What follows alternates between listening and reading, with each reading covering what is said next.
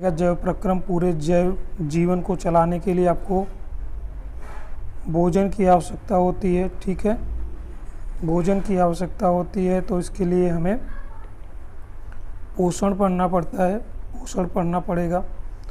दूसरा आपको पढ़ना पड़ेगा उत्सर्जन भी पढ़ना पड़ेगा। जो खाएंगे उसमें बहुत सारे अपशिष्ट पदार्थ होते हैं, उसको शरीर से बाहर निकालने के लिए हमें उत्सर्जन पढ़ना पड़ेगा। और आपको तीसरा जो पढ़ना पड़ेगा संवहन पढ़ना पड़ेगा।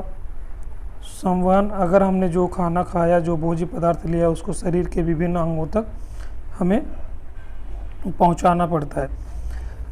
जब हम टहलते हैं, साइकिल की सवारी करते हैं तो हम ऊर्जा का उपयोग करते हैं। उस स्थिति में जब हम कोई आभासी क्रियाकलाप नहीं कर रहे हैं, हमारे शरीर में क्रम की स्थिति के अनुरक्षण करने के लिए ऊर्जा की आवश्यकता होती है।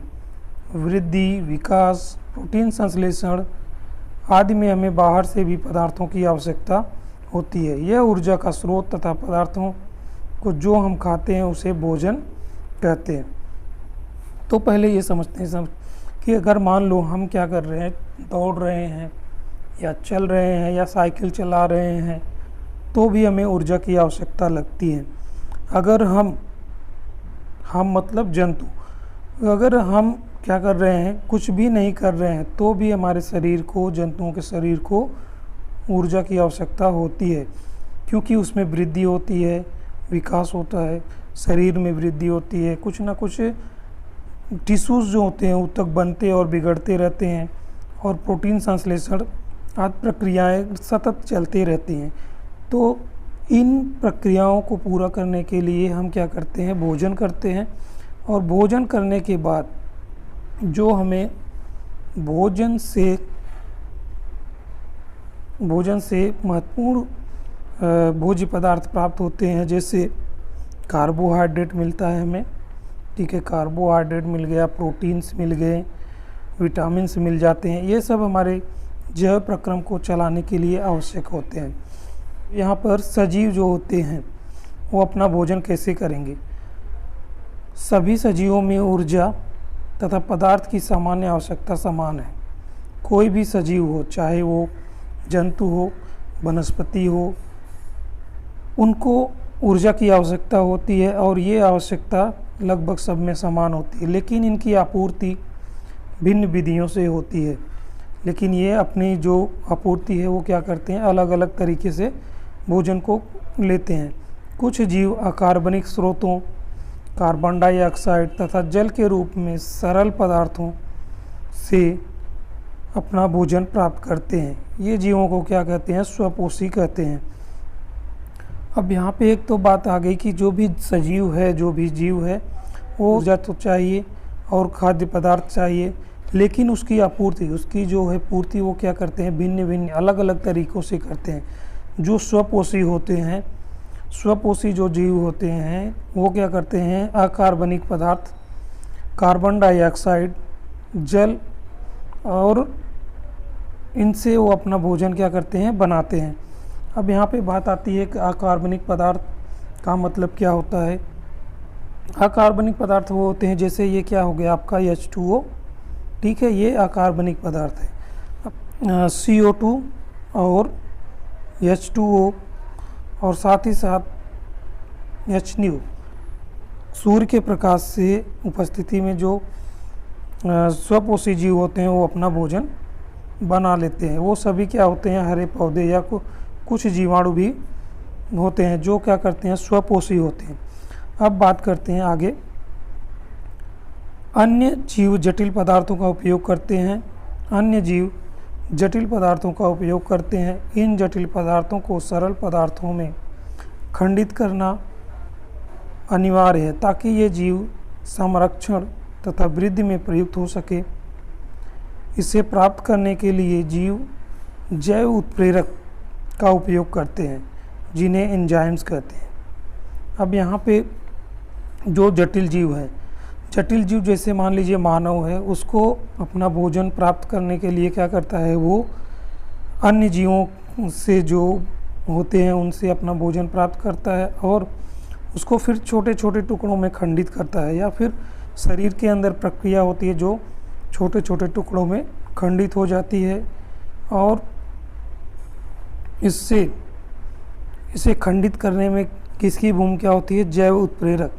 जैव उत्प्रेरक मतलब जो शरीर के अंदर उत्प्रेरक होते हैं। उत्प्रेरक क्या होते हैं? किसी भी जैव उत्प्रेरक और उत्प्रेरक समझ लेते हैं। उत्प्रेरक का मतलब होता है कोई भी पदार्थ जो किसी रासायनिक अपक्रिया में वृद्धि कर देता है लेकिन अंत में क्या होता है? अपरिवर्तित रहता है, वो क्या होता है? उत्प्रेरक कहलाता है। तो ये जैव उत्प्रेरक हमारे शरीर में पाए जाते हैं जिन्हें हम क्या कहते हैं? एंजाइम्स कहते हैं। ठीक है, इन एंजाइम्सों का क्या काम होता है कि हम जो भोजन करते हैं उनके पाचन में ये सहायक होते हैं।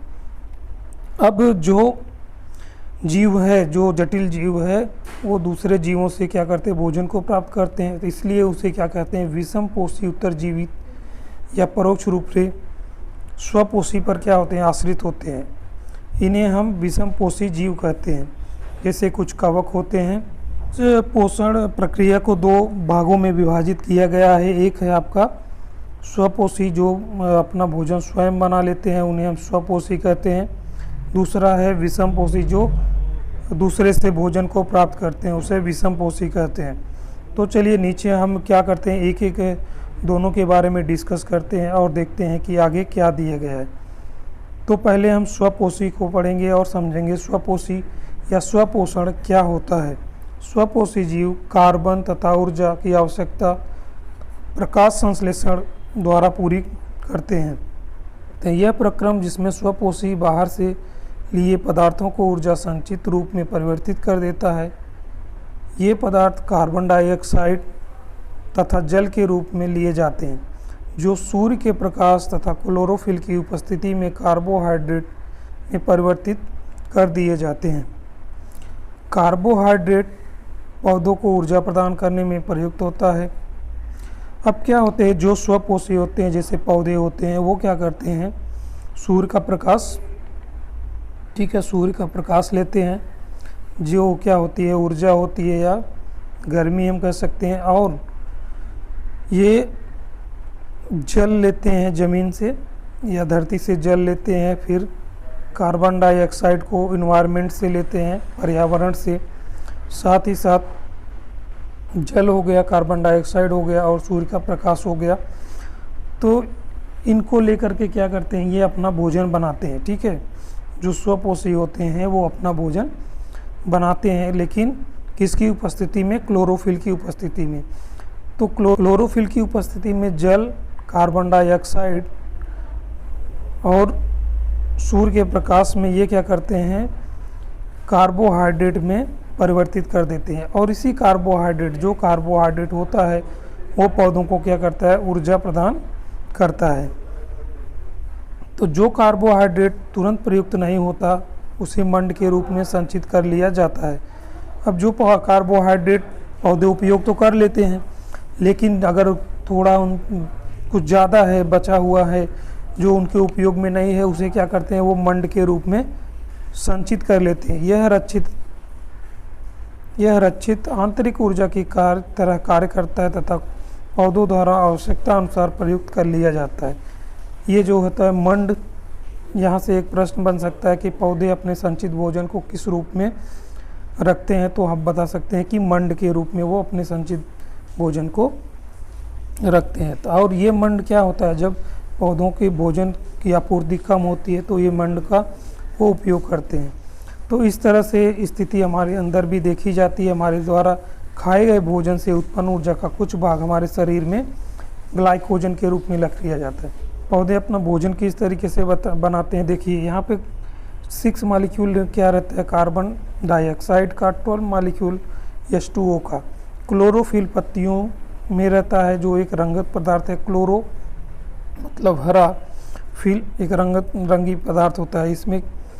इसमें मैग्नीशियम भी पाया जाता है। कभी कभी ये क्वेश्चन पूछता है ऑब्जेक्टिव में कि क्लोरोफिल में कौन सा मेटल्स पाया जाता है या धातु पाया जाता है, तो वो क्या होता है? आपका मैग्नीशियम होता है। मैग्नीशियम क्लोरोफिल में पाया जाता है। जब इसके मॉलिक्यूलर स्ट्रक्चर की अध्ययन करेंगे तो सूर्य के कार्बन डाइऑक्साइड H2O क्लोरोफिल की उपस्थिति तथा सूर्य के प्रकाश से ऊर्जा लेकर के, गर्मी लेकर के, प्रकाश लेकर के पौधे जो है क्या बनाते हैं, ग्लूकोज बनाते हैं। ग्लूकोज मतलब कार्बोहाइड्रेट, ये कार्बोहाइड्रेट होता है। तो कार्बोहाइड्रेट बनाते हैं तथा फिर से जल के 6 अणु बनता है। साथ ही साथ जो हमें ऑक्सीजन मिलता है पौधों से, जो हम बोलते हैं कि हमें ऑक्सीजन मिल रहा है, तो वो ऑक्सीजन भी साथ में इस प्रक्रिया में बनता है। तो ये एक रासायनिक प्रक्रिया के द्वारा जो सौर ऊर्जा को लेकर के रासायनिक ऊर्जा में परिवर्तित करता है क्या, पौधे। तो आपसे एक प्रश्न ये भी बन सकता है ऑब्जेक्टिव में कि पौधे सूर्य की ऊर्जा को लेकर के रासायनिक ऊर्जा में परिवर्तित करते हैं। ठीक है, तो आगे देखते हैं। अब यहाँ पे समझ लेते हैं, इस चित्र को थोड़ा सा समझते हैं। अब यहाँ पे देखिए आपका जो ये चित्र दिया है, ये है आपका पत्तियों का एक चित्र है।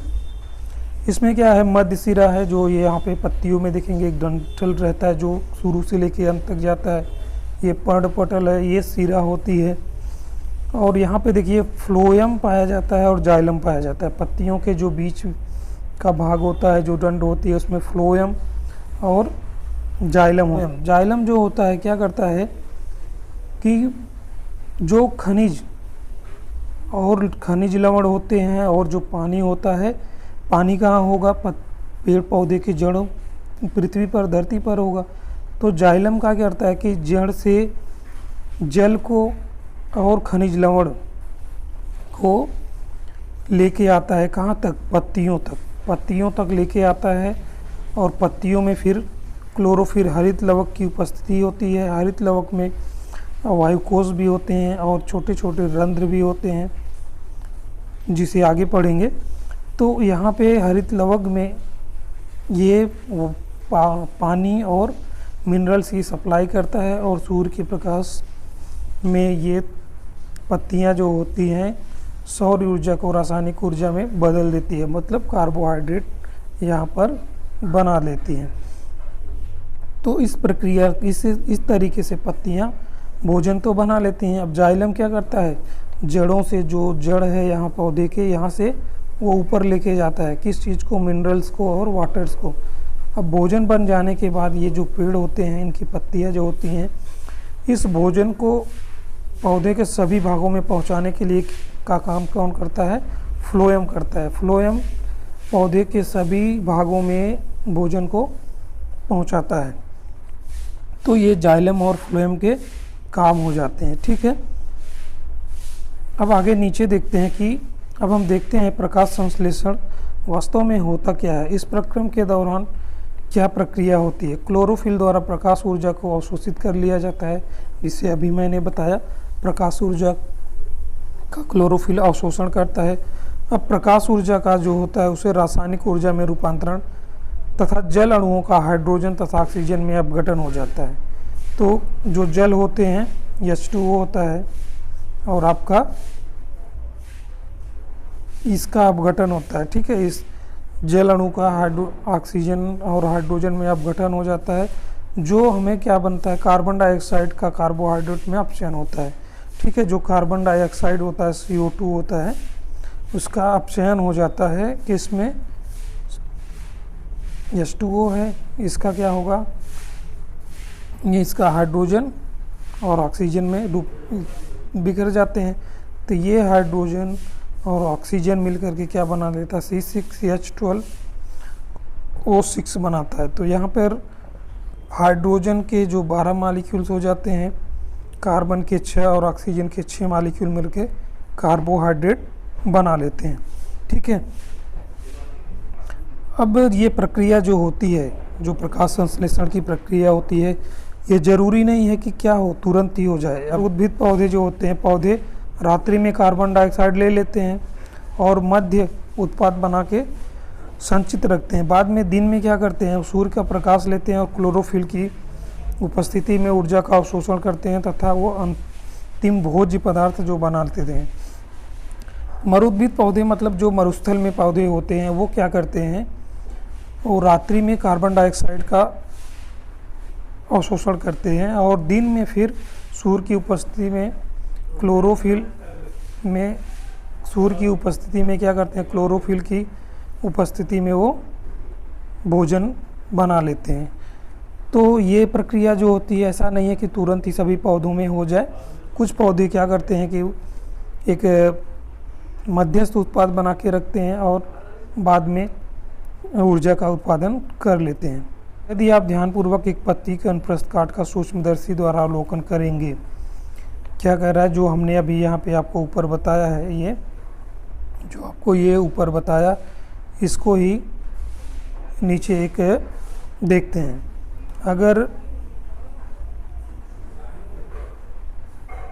अगर हम क्या करें, अगर हम ध्यानपूर्वक, यदि आप ध्यानपूर्वक एक पत्ती के अनुप्रस्थ काट का सूक्ष्मदर्शी द्वारा अवलोकन करें तो आप पाएंगे कि कोशिकाओं में हरे रंग के बिंदु होते हैं, हरे रंग के बिंदु दिखाई देते हैं। इन्हें क्या कहते हैं, क्लोरोप्लास्ट कहते हैं। इन बिंदुओं को, इस कोशिकाओं को क्लोरोप्लास्ट कहते हैं। इसमें ही क्या पाया जाता है, क्लोरोफिल होता है। आइए एक क्रियाकलाप द्वारा हम इसे समझते हैं। जो दिया गया क्रियाकलाप आपका जो दिया गया है उसको देखते हैं। अब एक गमला ले लीजिए, ठीक है, एक गमला है अगर आपके पास और उसमें मनी प्लांट लगा हुआ है या क्रॉटन का पौधा लगा है, उस पौधे को लीजिए और पौधे को 3 दिन अंधेरे कमरे में रख दीजिए ताकि उसका संपूर्ण मंड मतलब वही जो संचित भोजन है वो क्या हो जाए, प्रयुक्त हो जाए, वो उपयोग हो जाए। क्योंकि जब भी पौधे को सूर्य का प्रकाश नहीं मिलेगा तो वो भोजन तो बना नहीं पाएगा। जब भोजन नहीं बना पाएगा तो उसका जो संचित भोजन है वो क्या करेगा, उसका उपयोग करेगा। तो वो पूरा का पूरा मंड क्या होगा, ख़त्म हो जाएगा। अब उसको 2-3 दिन बाद बाहर निकालिए और क्या करिए, पौधे को लगभग 6 घंटों के लिए सूर्य के प्रकाश में रख दीजिए। अब सूर्य के प्रकाश में रखने के बाद देखिए क्या होता है, पौधे से एक पत्ती तोड़ लीजिए, इसमें हरे भाग को अंकित करिए तथा उन्हें एक कागज़ पे ट्रेस कर लीजिए। ठीक है, हरा भाग जो रहेगा कागज़ पर उसे अंकित कर लीजिए, उसे पेन के द्वारा निशान लगा लीजिए तथा कागज़ पर उसे ट्रेस कर लीजिए। कुछ मिनट के लिए इस पत्ती को उबालते पानी में डाल लीजिए। अब जो हमने पत्ता तोड़ा है उसे क्या करो, एक उबलता हुआ पानी लो और उसमें डाल दो। उसके बाद उसको निकाल लो उसमें से निकालने के बाद एल्कोहल से भरे हुए बीकर में डुबो दो। अब एल्कोहल के बीकर में डुबोने के बाद बीकर को सावधानी पूर्वक जल उष्मक पर रख कर गर्म करो जब तक कि एल्कोहल उबलने लगे। अब क्या करना है कि जो पत्ती लिया, तोड़ा, उसको 5-6 दिन अंधेरे कमरे में रखा, फिर से बाहर निकाला और सूर्य के प्रकाश में 6-7 घंटे रखा और उस पत्ती को निशान लगा लीजिए। देखिए उसमें हरे रंग जो दिखेंगे और उसे कागज़ पर एक ट्रेस कर लीजिए, मार्क लगा लीजिए। फिर उस पत्ती को उबलते हुए पानी में डाल दीजिए, उसमें से निकाल करके एल्कोहल में डाल दीजिए और एल्कोहल को फिर सावधानी पूर्वक धीरे धीरे क्या करो, गर्म करो और जब तो इतना गर्म करो को क्या हो, उबलने लगे। अब पत्ती का रंग किस कलर का होता है उसका अवलोकन करो और विलयन का रंग कैसा हो जाता है उसका अवलोकन करो। साथ ही साथ कुछ मिनट के बाद पत्ती को आयोडीन के तन विलयन में डाल दो। ठीक है, आयोडीन का विलयन बनाओ, उस पत्ती को उसमें डाल दो। पत्ती को बाहर निकालो और आयोडीन को धो दो, उसको पानी से धो दो और देखो तो पत्ती के रंग का अवलोकन करो और प्रारंभ में पत्ती पर जो ट्रेस कागज़ पर मार्क लगाया हुआ था उसके और इसकी तुलना करके देखो।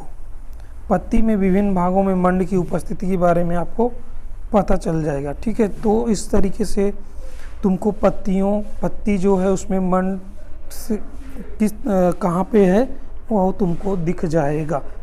और कलर का भी अवलोकन करो, किस तरीके से कलर परिवर्तित होता है।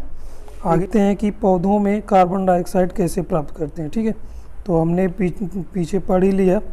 तो यहाँ पे देखते हैं कि पौधे जो होते हैं, जो पत्ती की सतह पर सूक्ष्म छिद्र होते हैं जो पत्तियाँ आप देखेंगे तो उसमें क्या हो गई, बहुत से सूक्ष्म छिद्र होते हैं जो प्रकाश संश्लेषण के लिए गैसों का अधिकांश आदान प्रदान इन्हीं छिद्रों के द्वारा होता है। लेकिन यह जानना भी आवश्यक है कि गैसों का आदान प्रदान तने, जड़ और पत्तियों की सतह से भी होता है। इन रंध्रों में पर्याप्त मात्रा में जल की हानि होती है, अतः जब प्रकाश संश्लेषण के लिए कार्बन डाइऑक्साइड की आवश्यकता नहीं होती तो पौधे इन छिद्रों को बंद कर देते हैं। और छिद्रों का खुलना और बंद होना द्वार कोशिकाओं का एक मुख्य कार्य होता है। द्वार कोशिकाओं में जल अंदर जाता है तो वो फूल जाते हैं और रंध्र का छिद्र खुल जाता है। इस तरह जब द्वार कोशिका सिकुड़ती हैं तो छिद्र बंद हो जाता है। तो कार्बन डाइऑक्साइड जब भी पौधे लेते हैं तो क्या होते हैं, जो हमने अभी देखा, पत्तियों में छोटे छोटे छिद्र होते हैं।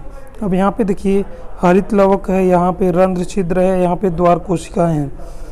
तो ये जो छिद्र होते हैं, रंध्र छिद्र होते हैं, वो जब कार्बन डाइऑक्साइड जाता है उसके साथ क्या करते हैं, लेते हैं। कार्बन डाइऑक्साइड लेने के बाद वो छिद्र फूल जाते हैं या खुले जाते हैं। लेकिन इस प्रक्रिया में वाष्पोत्सर्जन होता है। वाष्पोत्सर्जन मतलब क्या होता है कि जो जल यहाँ पे लेके आ रहा था, कौन, जाइलम जो जड़ों से पानी लेके आ रहा था, तो रंध्र खुलने के बाद सूर्य की गर्मी होने की वजह से वो रंध्र से जो वाटर है, जल है, वो क्या होता है, वाष्प बन के बाहर निकलने लगता है।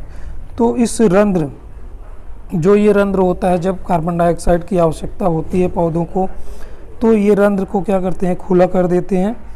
और जब इनको आवश्यकता नहीं होती है, कार्बन डाइऑक्साइड की आवश्यकता नहीं होती है, मतलब ये प्रक्रिया में, तो ये इस रंध्र को बंद कर लेते हैं और ये रंध्र बंद हो जाते हैं और सिकुड़ जाते हैं। तो इस प्रकार से कार्बन डाइऑक्साइड पौधों में क्या होता है, लिए जाते हैं। ठीक है,